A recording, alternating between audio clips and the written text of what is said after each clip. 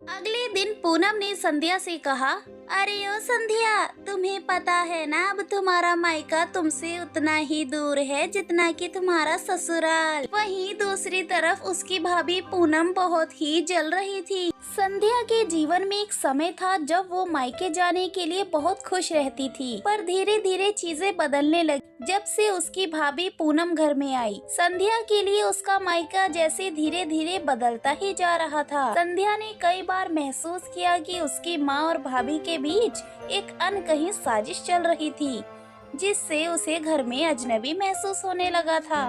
एक दिन संध्या अपने पति रवि के साथ मायके पहुंचती है। संध्या की माँ सरोज ने बहुत मुस्कुराते हुए उनका स्वागत किया। संध्या की माँ सरोज अपनी बेटी को देखकर काफी खुश थी। वहीं दूसरी तरफ उसकी भाभी पूनम बहुत ही जल रही थी कि वो यहाँ कैसे आ सकती है। पूनम से ये बात बर्दाश्त ही नहीं होती कि संध्या अपने पति रवि के साथ अपने मायके में आई है। और कुछ देर बाद वो संध्या के पास आकर कहती है, अरे ओ संध्या, पिछले महीने तो तू 10 दिन आकर यहाँ पर रह कर गई है, तो अब फिर से आने की क्या नौबत आ गई? तुझे और कुछ काम नहीं है क्या संध्या? जब देखो यहीं पड़ी रहती है, अपना घर क्यों नहीं संभालती तू? अब तेरा घर तेरा ससुराल ही है, बार बार ऐसे मायके आना अच्छा नहीं लगता।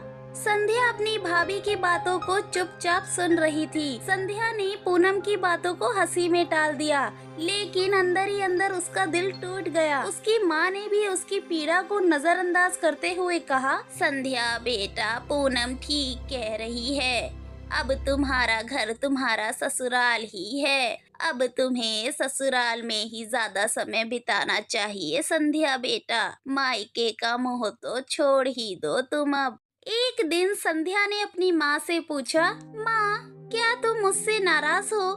जब भी मैं मायके आती हूँ तो तुम मुझे देखकर कभी खुश क्यों नहीं होती हो? क्या मैंने कुछ गलत किया है जो तुम मेरे साथ ऐसा बर्ताव करती हो? माँ, क्या शादी के बाद लड़कियाँ बिल्कुल पराई हो जाती है जो तुम सब मेरे साथ ऐसा बर्ताव करते हो कि जैसे ये घर अब मेरा है ही नहीं? माँ, तुम्हें पूनम भाभी की सारी बातें ठीक लगती है और मेरी सारी गलत लगती है, ऐसा क्यों माँ? मुझे जवाब दो। संध्या की माँ सरोज ने गुस्से में कहा, संध्या, तुम्हें हर बात का मतलब निकालना नहीं चाहिए। अब तुम्हारा घर तुम्हारा ससुराल ही है, तुम्हें बार बार यहाँ आना नहीं चाहिए। तुम्हारे यहाँ आने से घर में झगड़े होते हैं, इससे अच्छा तुम वहीं रहो, यहाँ ना आया करो। बेचारी संध्या के चेहरे पर तो दर्द की लकीरें खिंच गई जब उसने अपनी माँ सरोज के मुंह से अपने बारे में ये सब सुना। वो सोचने लगी कि आखिर उसकी माँ उसे क्यों पराया कर रही है। उसकी आंखों में आंसू आ गए, लेकिन उसने उन्हें छुपाने की कोशिश की। रात को जब संध्या ने ये सब रवि को बताया तो रवि ने संध्या को दिलासा देते हुए कहा, संध्या, तुम्हें जो मायके में महसूस हो रहा है वो गलत नहीं है, लेकिन याद रखना, मैं हमेशा तुम्हारे साथ हूँ। तुम जब चाहो जहाँ चाहो मैं तुम्हारे साथ खड़ा रहूँगा। रवि की बातों से संध्या को थोड़ी राहत मिली, लेकिन उसके दिल में मायके के लिए गहरा दर्द बैठ चुका था। अगले दिन पूनम ने संध्या से कहा, अरे ओ संध्या, तुम्हें पता है ना, अब तुम्हारा मायका तुमसे उतना ही दूर है जितना कि तुम्हारा ससुराल। यहाँ आकर सिर्फ बोझ ही बनोगी। मेरी राय मानो तो अपना घर संभालो और यहाँ आना जाना कम कर दो। संध्या ने बहुत धीरे से जवाब देते हुए कहा, पूनम भाभी, मैंने तो सोचा था कि मायका वो जगह होती है जहाँ एक बेटी अपने दुख दर्द को बांट सकती है, पर अब लगता है कि ये तो सिर्फ मेरी एक सोच थी। भाई भाभी, रिश्ते नाते सब कुछ पराया हो जाता है शादी के बाद तो। पूनम ने हंसते हुए संध्या से कहा, संध्या, सोच बदल लो, सोच। अब तो तुम्हारी जगह यहाँ है ही नहीं। माँ जी भी नहीं चाहती कि तुम यहाँ रहो, तो अब तुम्हारे लिए यही अच्छा होगा कि तुम अब अपने ससुराल में ही रहो। आई बड़ी। अपनी भाभी की इतनी कड़वी बातें सुनकर संध्या के सब्र का बांध अब टूट चुका था। उसने रवि से कहा, रवि, मुझे लगता है कि अब मुझे मायके आना बंद कर देना चाहिए। यहाँ मेरा कोई भी नहीं है। मैं तुमसे वादा करती हूँ कि अब कभी भी इस घर का रुख नहीं करूँगी। रवि ने संध्या को दिलासा देते हुए कहा, संध्या, ये तुम्हारा फैसला है और मैं तुम्हारे साथ हूँ। हमें आगे बढ़ना है और तुम जहाँ रहोगी वही तुम्हारा घर होगा। मेरे होते हुए तुम्हें परेशान होने की कोई भी जरूरत नहीं है। अब हम यहाँ नहीं रुकेंगे। संध्या ने अपने माता पिता से विदा लेने का फैसला लिया।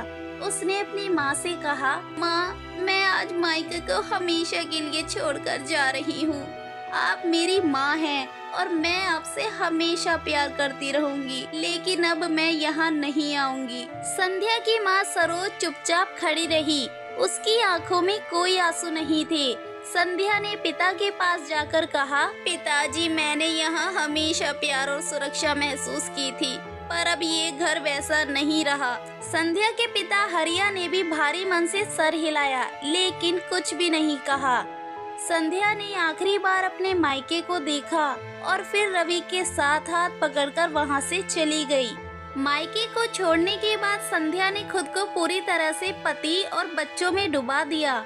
उसने तय कर लिया था कि अब वो कभी भी पीछे मुड़कर नहीं देखेगी। संध्या के इस फैसले से उसकी जिंदगी में नया मोड़ आया, जहां उसने अपनी आजादी और आत्मसम्मान को पहली बार महसूस किया। संध्या की कहानी ये सिखाती है कि एक महिला का मायका उसका घर तभी तक होता है जब तक वहां उसे प्यार और सम्मान मिले। संध्या ने अपने आत्मसम्मान को प्राथमिकता दी और अपने जीवन में आगे बढ़ने का फैसला लिया। ये कहानी उन सभी महिलाओं के लिए प्रेरणा है जो परिवार के नाम पर अपने आत्मसम्मान को छोड़ देती है। संध्या और रवि ने मिलकर अपने जीवन को नए सिरे से शुरू किया और खुशी खुशी जीने लगे। संध्या के लिए अब उसका ससुराल ही उसका सच्चा घर था और रवि ही उसका सच्चा साथी।